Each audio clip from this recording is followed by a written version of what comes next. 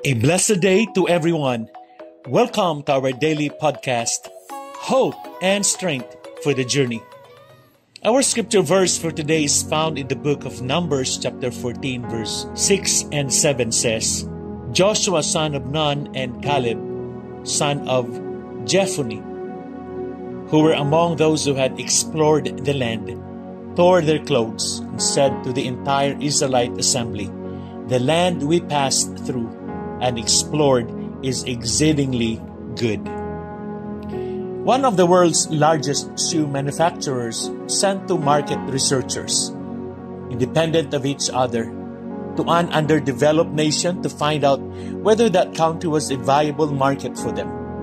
Ang unang mananaliksik ay nagpadala ng telegrama sa opisina na nagsasabing, "Walang merkado dito. Walang nagsusuot ng sapatos." Ang pangalawang mananaliksik ay nagpadala ng telegrama pabalik sa opisina na nagsasabing, "Walang katapusang potensyal dito. Wala pang sapatos ang sinuman." I'm sure the second researcher went on his trip expecting to send good news to his employer. And he did. Maaari sanang tingnan niya ang katotohanan na lahat ng nakita niya ay nakatapak bilang isang hadlang o hamon, gaya ng ginawa ng isa pang mananaliksik, at magiging negatibo sana ang kanyang pananaw. But because he anticipated the best, he saw the situation in a positive light. In this passage, Joshua and Caleb demonstrate a bold faith amidst fear and doubt. While the other spies were overwhelmed by obstacles, Joshua and Caleb chose to focus on God's promise. Their faith offers us a powerful lesson on trust and courage in the face of adversity. Number 1, the promise of the land. Joshua and Caleb were confident because they believed in God's promise to give the Israelites the land. God had spoken and they took His word as truth. Habang ang iba ay nanginig sa takot, si Josue at Caleb ay nagtitiwala sa salita ng Diyos. Alam nila na kung ipinangako ng Diyos ang lupain, bibigyan din niya sila ng lakas upang makamit ito. When God gives us a promise, we can trust Him to fulfill it.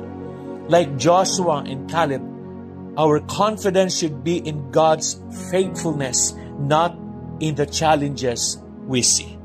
Amen. Number 2, the perspective of faith. Faith focused, not fear focused. The 10 other spies focused on the giants, but Joshua and Caleb focused on the goodness and promise of the land. Amen. Sa halip na makisama sa mga nakakatakot at negatibong ulat, ipinakita ni na Joshua at Caleb ang isang positibo at may pananampalatayang pananaw. Ipinaalala sa mga tao ang kapangyarihan ng Diyos. Our perspective shapes our response. When we see challenges through the lens of faith, we can respond with hope and courage rather than with fear and defeat. Amen. And number 3, the perseverance in adversity. Joshua and Caleb stood firm in their faith even though they faced opposition from the majority. Nais ng mga Israelita na bumalik sa Ehipto, ngunit nanatiling tapat sina Joshua at Caleb sa plano ng Diyos.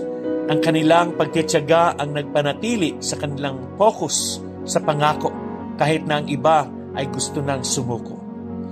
How do we apply this? Faith often requires perseverance. When we face opposition or discouragement, we are called to stay faithful, holding onto God's promises and not wavering. Amen.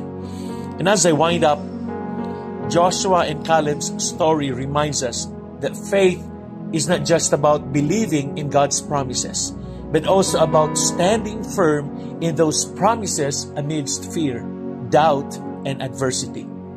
Let us, like Joshua and Caleb, remember God's faithfulness, maintain a perspective of faith, and persevere through trials with confidence in His Word.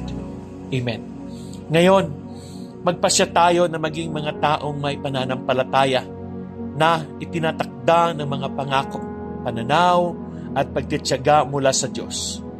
Anong mga higante ang kailangan nating harapin ng may pananampalataya ngayon? Paano tayo mabubuhay ng may katiyakang kasama natin ang Diyos tulad ng pagsama niya kina Joshua at Caleb? Amen. Let us pray. Heavenly Father, we thank you for the example of Joshua and Caleb, who stood firm in faith despite the fear and doubt around them. Just as they trusted in your promises, help us to hold tightly to your word, believing that what you have promised you will fulfill. Lord, grant us courage when we face challenges that seem too big to overcome. Give us a perspective of faith that we may see beyond obstacles and recognize the opportunities you have placed before us. May our hearts be filled with confidence in your power and goodness, even when others doubt or hesitate. In Jesus' mighty name we pray. Amen and amen. Again, good day and have a wonderful day ahead of you. God bless you and your family. See you again tomorrow.